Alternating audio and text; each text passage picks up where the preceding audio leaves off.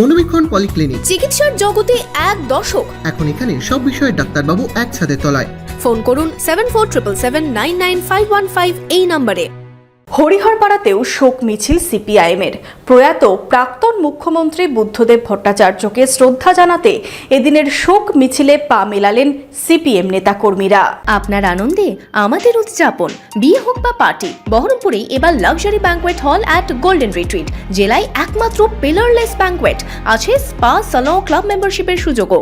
বহরমপুর শিল্প তালুকে golden retreat. বিভিন্ন জায়গার পাশাপাশি হরিহরপাড়াতেও শোক মিছিল সিপিএমের। শুক্রবার জেলা সিপিএমের পক্ষ থেকে শোক মিছিলের আয়োজন করা হয়। এদিন হরিহরপাড়া এরিয়া কমিটির পক্ষ থেকে শোক মিছিল পার্টি অফিস থেকে শুরু হয়। মিছিলের সামনে বুদ্ধদেব ভট্টাচার্যের ছবি নিয়ে হাঁটলেন নেতাকর্মীরা। এদিন এই মিছিল হরিহরপাড়া বাজার এলাকা পরিক্রমা করে। যে আমাদের বাংলার প্রাক্তন মুখ্যমন্ত্রী জননেতা গতকালকে সকাল 8:20 তিনি প্রয়াত হয়েছেন।